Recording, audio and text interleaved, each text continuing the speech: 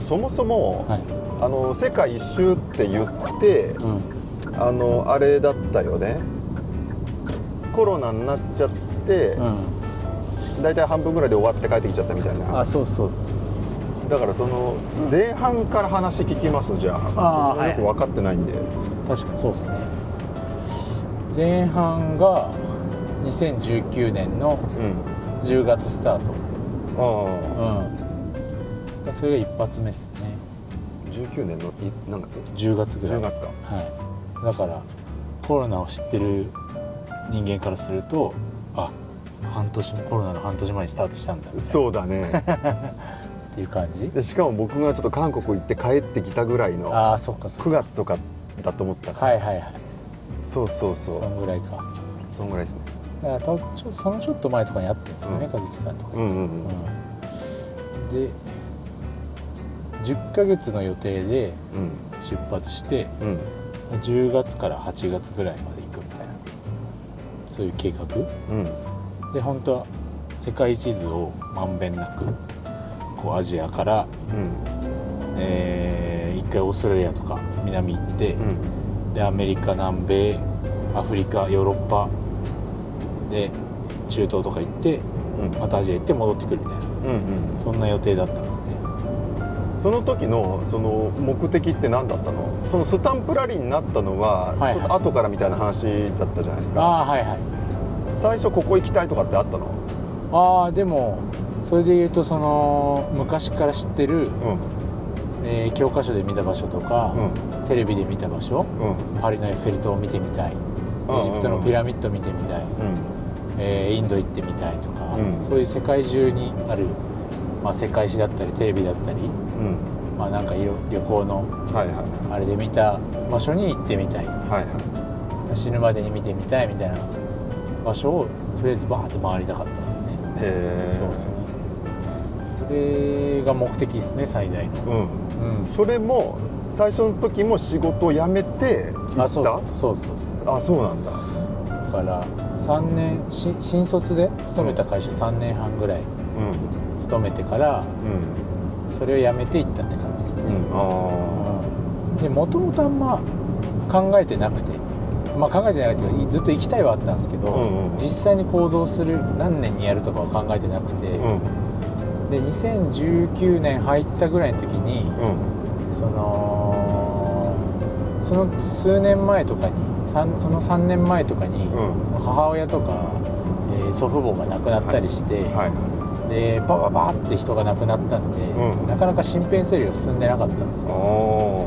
で3年かけてやっと家のものを片したりとか、貯金関係整理したりとか、みたいなのが整理されてきて、じゃあ祖父母のやつを、残された親父が相続すると、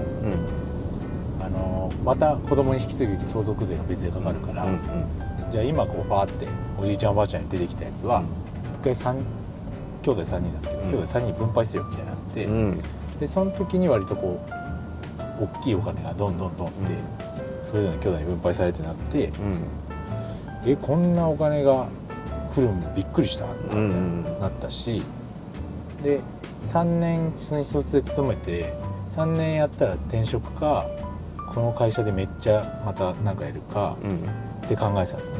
転職しようみたいな気持ちが結構強くて、会社を辞めようと思ってたんですけど、でそのタイミングでバーってお金が入ったんで、なんかそう今までに考えなかった選択肢が浮かべられるんじゃないかというか、別の選択肢がこれできるんじゃないかと思って、で何が本当にやりたいだろうと思った時に、世界一周、昔からしたかったけどちょっと実現性が低かったお金の問題とかで、のが一気にバッてやりたいって言って、しかもできんじゃんみたいな、それでやるっていうのに急速に動き出したって感じですね。いやすごいね。そうだからそうか、偶然も重なった感じなのか。そうですね、かなり。そうか。その当時なんかその酒飲んでばっかとかで全然貯金もしなかったんで。なるほど、ちょっとガソリン入れます。もちろん。このぐらいがいいね。編集のことも考えてるってね。へえ。ああ、まあ画角のね。画角のね。そう顔の位置って結構重要で、顔があんまり下にあるとちょっと見づらいっていうか、画面上結局ね、やっぱそこがあって撮影しないと、後でみたいなことになっちゃう。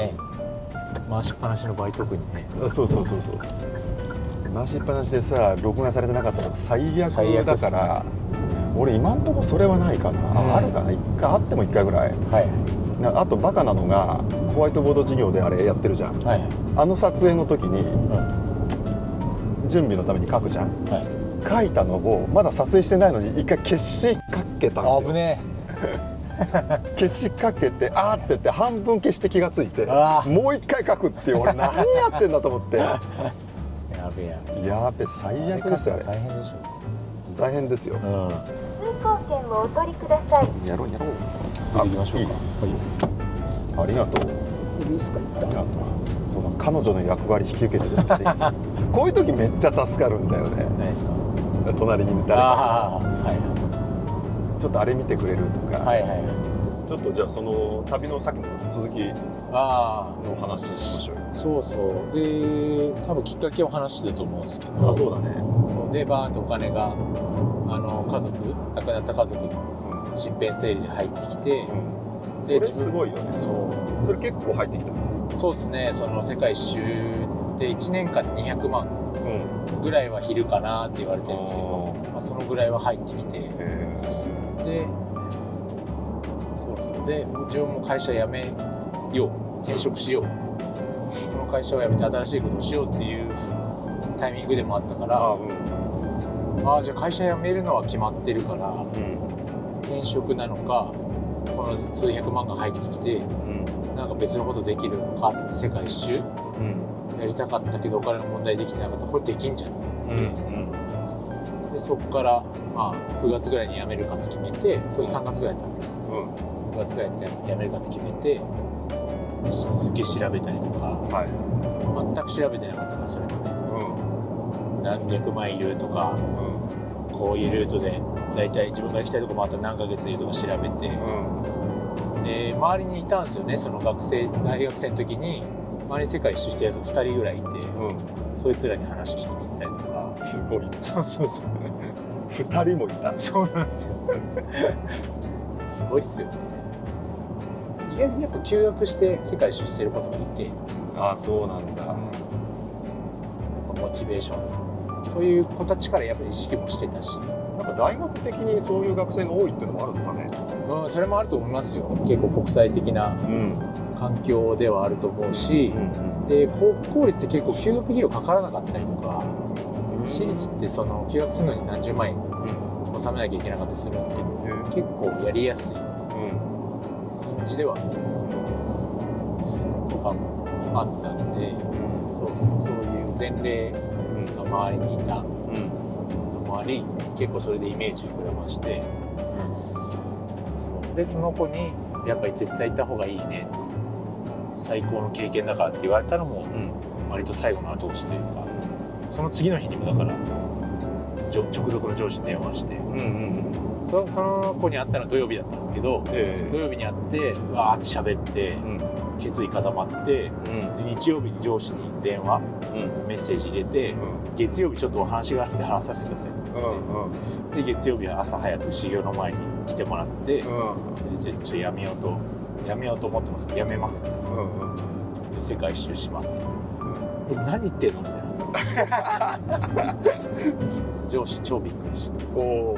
そのびっくりはどういうびっくり？いや、僕3年目が終わった段階だったんで、そのぐらいの社員が辞めることはすごい多いんですよ。なるほど。じゃあもううすうす分かってた感じかな。そうまたこれ来るか、こういうパターンなんだね、辞めるんだ、何をするの次の仕事は、転職するんでしょ、何するのって言ったら、いや転職しないで世界一周するんですって。お前何言ってんのみたいになって、斜め後ろからハンマーで殴られたみたいな、全然予想してなかった衝撃を。もうフリーズですよね。そうですね。で、結構揉めたりしたんですけど、どこと？会社と。本当に？揉めたっていうか、すごい止めてくれて、結構活躍してたんで、3年目の新人の中ではお前が一番だぐらいのこと言われてて、で昇進もしたぐらいだったんですよ、だったから結構早くて昇進が、小林はすごいねみたいなやつなんですけど、まあでももうこういうタイミングだから、ね、いついけるか分かんない、今いけるんだから、っていうのは自分的にはもう決意固かったんですけど、今やめるなよと、すごい調子がいいし、期待もしているし、もっとやり残したことはあるんじゃないみたいなのがめっちゃ止められて、で、自分としてはもう固まってるから、それをこう、いやもう自分は決めてるんですっていう 1,2 ヶ月過ごして、で最終的には納得してくれて、めちゃくちゃ応援してくれて、でそこからはもうぐわーっと準備して出発に向けてって感じですね。やめてもうすぐ準備していった感じ？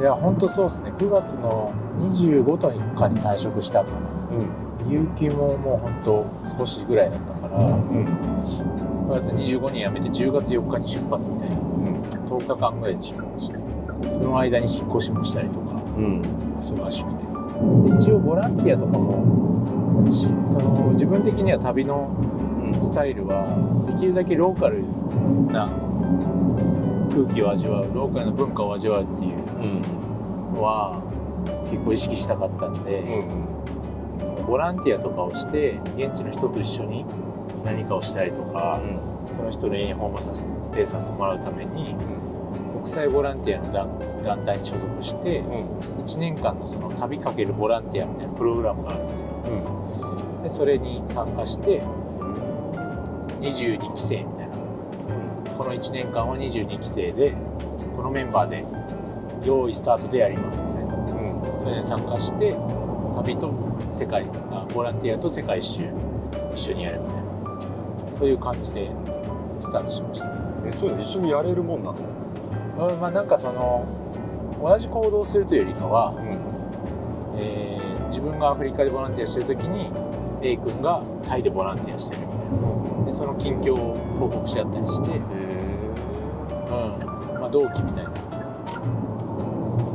感じで一緒に活動するっていう広い意味での活動ですね。一緒に時間場所を共有するわけじゃないですけど、体験とか考えとかフィードバックは共有していくみたいな感じでしたね。それで韓国からスタートですね、10月。最初だからアメリカに留学してた時の韓国人の友達会いに行ったりとかして、アジアは結構友達が住んでたりもしたんで、それ連絡取って。そうですね、その子らに会いに行ったりとか。そういう時の連絡って何で取るの？そういう時はインスタグラムがつながってたかな、あとフェイスブックつながってて、外国の友達は。そっか。それで久しぶりに行くんだよねとか言って、そこから例えばカカオトークに切り替えたりとか、WhatsApp っていうのがあるんですけど、LINE みたいなやつよく言うよね。WhatsApp に切り替えてもっと別にやり取りしたりとかして、僕は海外にいる友達とか、日本人の友達海外に住んでる子に会いに行くのもすごい好きで、それができたのも良かったですね。もう静岡市今入りました。初めてだ。この辺から多少は賑やかになってるかなと。やっぱ初めてのとこ来るの楽しいですね。ところでなんで三保の松原だったんだっけ？三保の松原はなんか静岡市に住んでる子が、仲いい子がいて、その子のインスタとか見てたまに実家帰った時三保の松原とか行ってて、その子は今回はいいの？今回東京に住んでるんですね。そうなんだ。そうそう。で東京でいつもは東京で会うんですけど。そうかそうか。それで気になってはいたんですよね。綺麗な景色だなと。静岡も沼津とか、三島とか浜松とかは行ったことあるんですけど、静岡エリア、三保の松原エリアは全然行ったことがなかったんで、行ってみたいなって思ってて、いつも通過するだけだったから、通過するのもったいなみたいな。なかなか三保の松原は車じゃないといけないんでね。ですよね。そうだからあれだね、車じゃなきゃ行きにくいとこ行きたいね。そういう意味では、はいはい、で今お蕎麦屋さんに向かってるんです。ありがとうございます。何でしたっけ、戸隠そばの本店、でも戸隠って長野なんですけどね。ああ、そうなんですか。そうでも名前自体でも分かんない。戸隠そばのこの静岡にあるのが、確かに戸隠神社は長野でした。さっきのかなこに写真送るで思い出したけど、3人で中華街行ったじゃないですか、あの時米田入ったじゃないですか、あの時もコーヒー飲んでなかったもんね。だってクリームソーダ。ああ、そうかそうかそうそうそう米田でコーヒー飲まないとかわけわかんない米田コーヒーでコーヒー飲まねえのクリームソーダってうまかったなあれ長靴のコップ。長靴、そ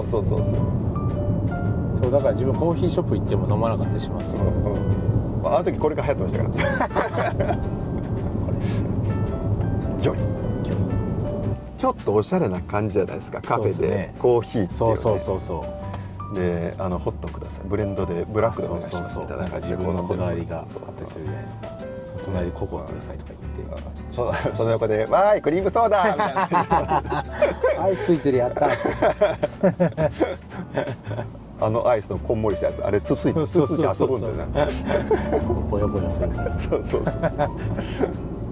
変わってないっすよ、7歳ぐらいからいや変わってないっすよ基本だっているんだもん、その7歳の僕もね。そうで普段出てきてないだけの話ですから。そう自分普段出ちゃうんですから米田行ってクリームソーダなんですだからコーヒーある場所だとそれができないからすぐ出ちゃうのよ。確かに。そうか、そういう意味では僕はそうか、出にくいな。そうですね、そういうとこだと出ちゃう瞬間あるんですよ逆に。だからワークがそうなんですよ。へえ。遊ぶじゃん、基本。俺ワークの意味って俺遊びだと思っててさ、勝手に思ってるだけなんですけど、で本当そうだなと思って、プレイじゃないですかまさに。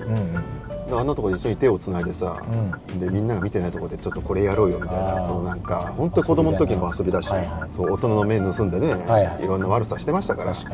悪さとも思わずねすごいな。でもそのなんだろう、形骸化したフレームワークの中で遊ぶんじゃなくて、知ってる遊びから引き出しにあるものをこう見つけて遊ぶんじゃなくて、それを作って遊ぶっていうのはすごい高度なことだと思いますね。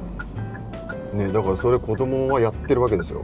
そうである時からなんかもうすでに出来上がった製品を与えられてそれで遊ぶみたいなことになってたんですよね。それこそ変な時間ができた時、お昼食べて、夕方から別の友達は合流します、今僕たちは2組3組で遊んでます、じゃあどうするみたいな、カラオケ行くとか、カフェ行くとか、そのね、遊ばせてもらえる場所に行くしか出てこない感じが、すげえそのつまんねえなと思って前からそのなんていうんですか、消化試合的にカラオケ行くのとかってあるみたいなそうね、めっちゃカラオケ行きたいとかっていいんですけど、いやとりあえずまるまるしとく。そうだね、なんかもっと今遊び心を働かしてなんか考えようぜと思っちゃうんですけど、思っちゃうね。だからその遊びをクリエイトするのが結構遊びの醍醐味だったりもするんで、確かにでその力を奪われてますよね。いや本当そうですね。すごい活力をもらえるんですけどね、クリエイトしてる瞬間。そうだね、それこそ昨日の話で言うと浩司君がこれちょっと行ってみたいかもとかやってみたいと思った瞬間もワクワクじゃないですか。本当は生きてるなって感じしますからね。するね。戸隠そば、それ磯おろし。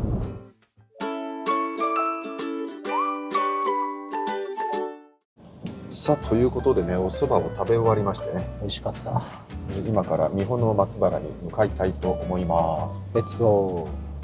7歳児が車を運転しております7歳児と7歳児そばで結構お腹いっぱいになったんですけど、お腹いっぱいになった時って甘い炭酸すげえ飲みたくなるんですよ。おお、すごいお子様だなマジで子供じゃないですかそば俺量ちょうどよかったな。梅で梅はどうでした？だってあの梅だって出てきたの違うんだもん。練り梅でも練り梅って言ってませんでした最初から言ってたけど俺分かんなくて、写真で、ね、なんでかというと梅をほぼ僕が食べないので、俺珍しく梅とか言っちゃったんですよ。なんか知らんけどちょっとだけ酸っぱさ欲しいなと思ったら大量に出てきてしかも普通の梅じゃなかったなんか確かになんとか梅ですけど言ってたなと思って。確かにでもね写真のやつは確か果肉がついてる梅干しっぽいやつだったっすよ。和樹さん指さしたやつでしょ。でそれで「はい」って言ったから「よかったこれが出てくるんだ」と思ったら、なんかわけのわかんないやつでドーンっつってそう何あれ大量の練り梅ってそう知らんし、そんな梅俺初心者なのにさ梅初心者普段食ってるみたいな体でさなんか練り梅ですけど言われてもさわかんねえし何それっていう写真でね、見たあれだけしかないと思ってたから。そう練り梅、まあよくわかんない写真のやつでよろしくです。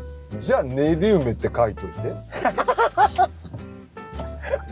梅って書いてあるから練り梅と梅干しじゃ全然違いますからね。全然違うじゃん。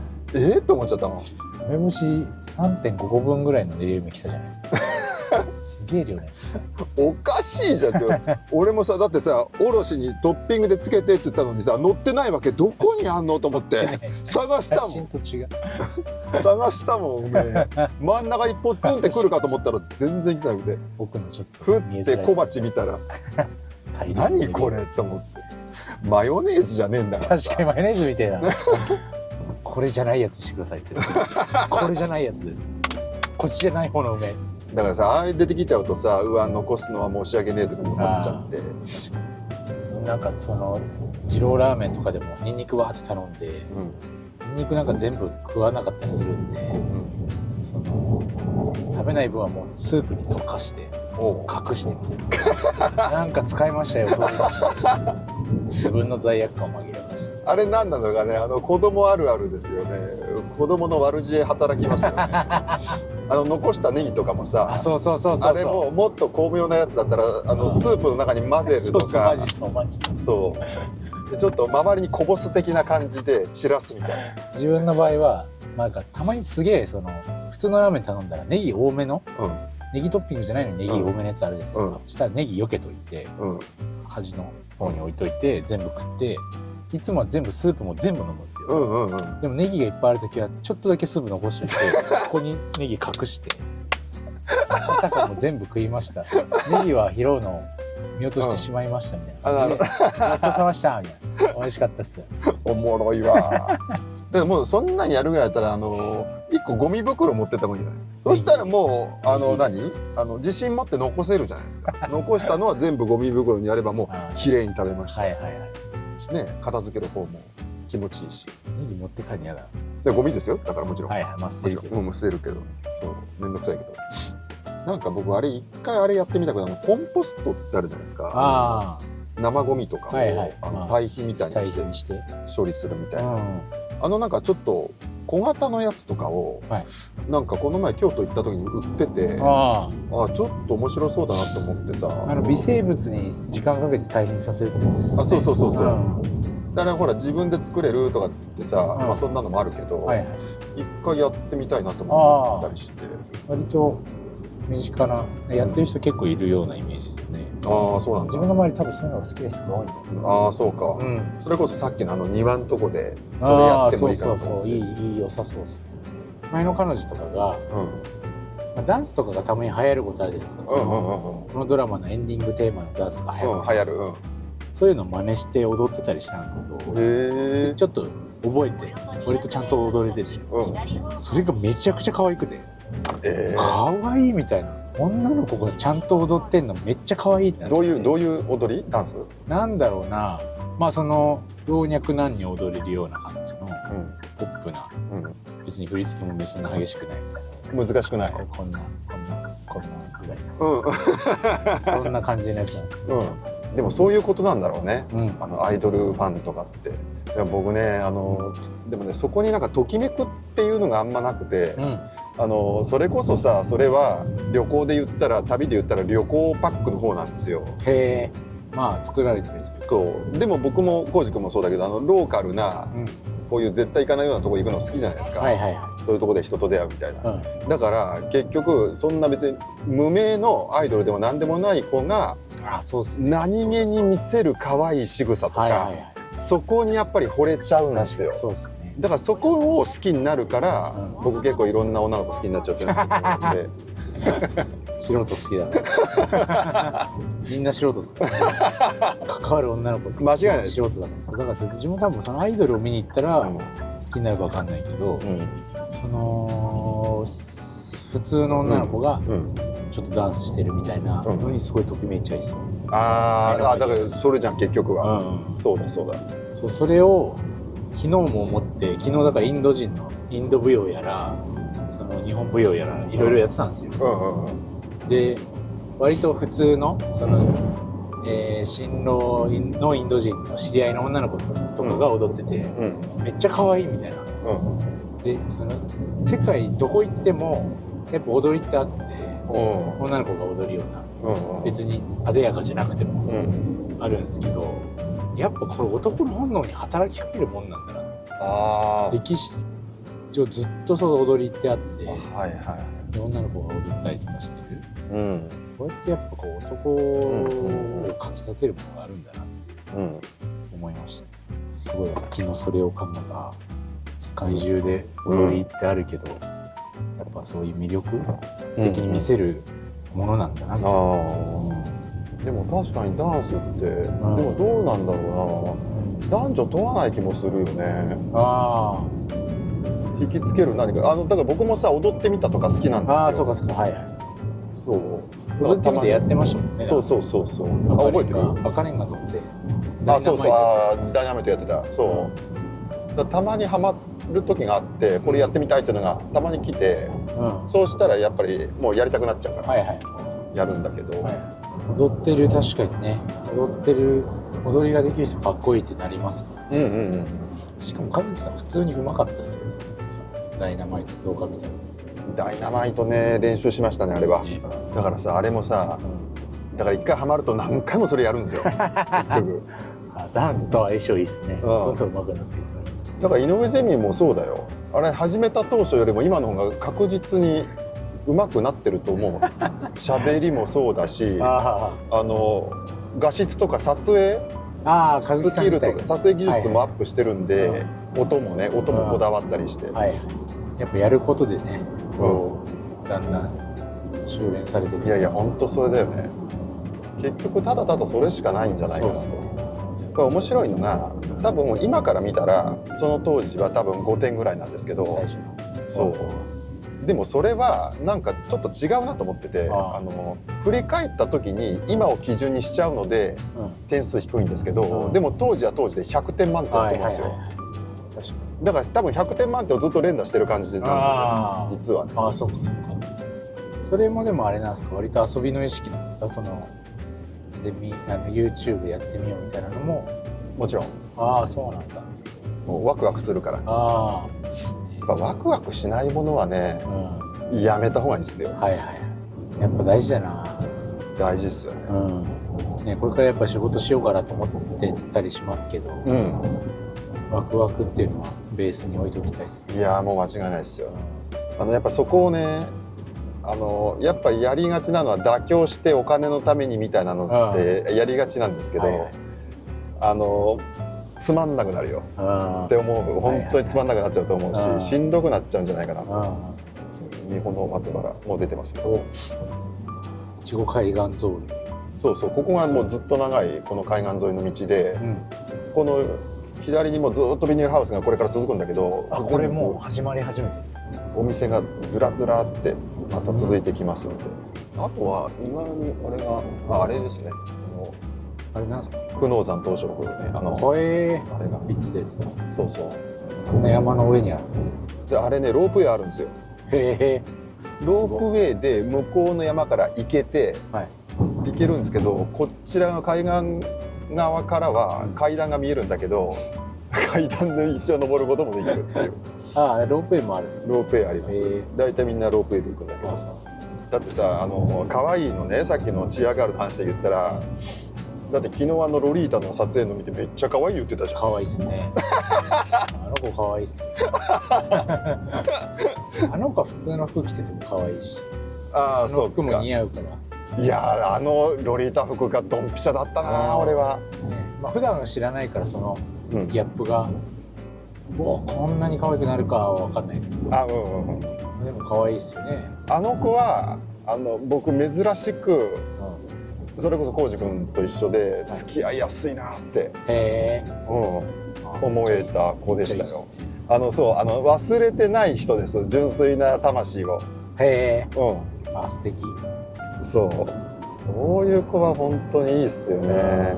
いててだからなんかやっぱり日本人は少ないかもしれない。もしかしたらよく言うじゃないですか、東南アジアとかに行って向こうの女の子がやたら無邪気に接してくるから、日本人の男がすぐ好きになっちゃうみたいな話はよく聞くんですけど、わかるっすね、わかるっすすげえ純粋なんすよね。それそうあれがさ、ものすごくこうなんていうの、純粋じゃなくなっちゃうんですよね。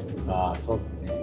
日本にいるとね、なんかね、客観視の視点が多いですね。わかる。コメント嫌っすねあれいや自分もやっちゃうから言えないけど、それはさもう研究の時だけにしてくれみたいな自分は結構メタ発言が面白いから、客観でね笑い取るとか結構やっちゃうんですけど、面白いね。それ笑いに持ってくっていうのが。いや笑い好きなんで、それのためだったらいろんな視点を持ちたい。そうメタ試験ね。なるほどなるほど。そう簡単に笑い取れちゃうから。そうか。使っちゃうんですけどね。そういう純粋な没入感はないんで。なんていうんだろう、もうメインのとこは大勢の人が僕の代わりにもう言ってくれたから、もうそれでいいみたいになっちゃうんですよ。そういう考え方だったらいいですね。そうとしては。だから僕あんまりベストセラーになる本とか読まないんですよ。もうみんな読んでくれたからいいやって。すごいな。それってその全体を自分も全体の一部だと思ってるから。それ面白い。それ面白いね。そうか。わかんないですけど。確かに。でもその発想ってそうだもんね。自分はその全体の一部で。そう。じゃあこの人はもう食器洗いの掃除やってくれてるから、じゃあ僕は洗濯の方するよみたいな。そういうの。みんなでね同じことやってもね。そういう視点なのかなと思って、そういうわけではない。でもそれあるかもな。あるかも。結局その人間って自分もそうですけど、自分はいろんなとこ、新しいとこ行ったり、海外行ったり、外国語好きだったりとかして、そういう未知の部分を開拓していくのが好きな個体じゃないですか。逆にそういうのがいっぱいいると、みんなそれだと危険なところにみんな行くから、なんだろうな、保守的にこうコミュニティを守っていく、育てていく人間ではないんで、そういうのが好きな人は別で必要。じゃないとこう人間っていう個体自体が反映していかないから。そうだよね。だから自分は好きなことやっててもある種貢献できるし、外からの情報だったりを持ち込めるし、逆にそういうのが好きじゃない人はそういうコミュニティを守ったりとか文化を醸造したりとかできるんで。いや確かにそれはすごいいいなと思って。だからあれそうですよね。だから自分と違う人を否定してはいけないのは多分そこなんですよね。それぞれあるから。そうなかなかやっぱりこのさ0-100思考の社会が結構極まってるとこあるんで、否定しがちなんですよ。そうですね、確かに。こう資本主義の位が高い方に行けば、その人は偉いし、そうじゃない人は違うっていう、そこの軸以外で見ないから、生きづらい人が生まれちゃうんですけど、そういうあれで言ってるのかなと思います。自分以外はスカイツリーメジャー行ってくれるから、自分はそのでもそうですよ。行かないとこ行って、そこで見れるものを共有しようみたいな。だから多数の人だからベストセラーの本じゃないのを読むっていうのもそうで、全然これあまり知られてないけど、メジャーにはなってないけどこれめっちゃ面白いやんっていう本を紹介したりもするから、これは今から必要だよなこの視点はみたいなやつとか。全部外国の人。外国の人じゃん。すごっ。これね。そんな人気だった。本当だ。すごくない？なんかこういうところに来るのいいですね。車でね。いいですね。デートしてるみたいな。間違いない。俺が女の子だったらワクワクが止まりません。最高っすね。お互い女の子だったけど。でお互い女の子っていうことで交換し合って。